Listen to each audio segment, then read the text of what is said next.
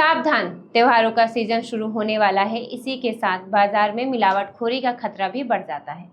मिठाइयों की बढ़ती मांग के बीच खाद्य विभाग ने मोर बाजार के पास बड़ी कार्रवाई करते हुए दुकानों में मावा सप्लाई करने पहुंचे टाटा 460 ट्रक को रोककर उसमें भारी मावे की भारी खेप जब्त की है। ग्वालियर से हमारे संवाददाता संजय सिंह भदौरिया की रिपोर्ट के अनुसार खाद्य विभाग की टीम को इस आपूर्ति को लेकर निगरानी थी। टीम ने मौके पर पहुंचकर ट्रक को रोका और मावे के सैंपल लेकर जांच के लिए लैब भेज दिया है। फिलहाल विभाग ने पूरी खेप को रोक दिया ताकि जांच पूरी होने के बाद संदिग्ध मावा बाजार में आने सप्लाई ना हो सके।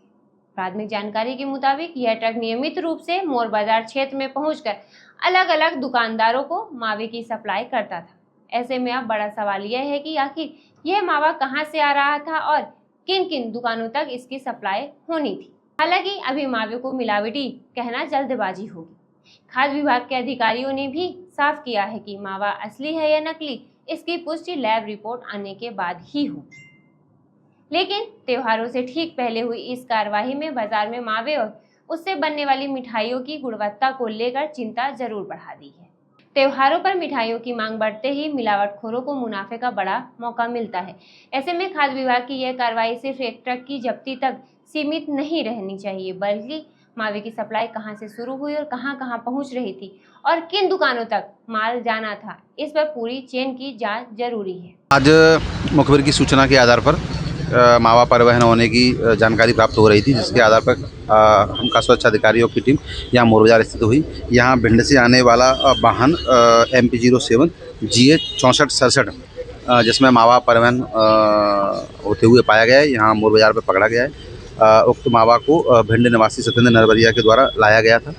इस वाहन में लगभग 55 डलियाँ मावा पाया गया है, जो यहाँ विक्रय और परिवहन होने के लिए आया था। इसमें अभी प्राथमिक तौर पर 3 व्यापारियों द्वारा अपना आधिपत्य बताया गया है। विवेक जैन महावीर मावा भंडार मोर बाजार, द्वितीय है बिशंबर राजपूत मावा भंडार और तीसरे हैं सुनील राठौर मावा भंडार मोर बाजार के ही हैं तीनों।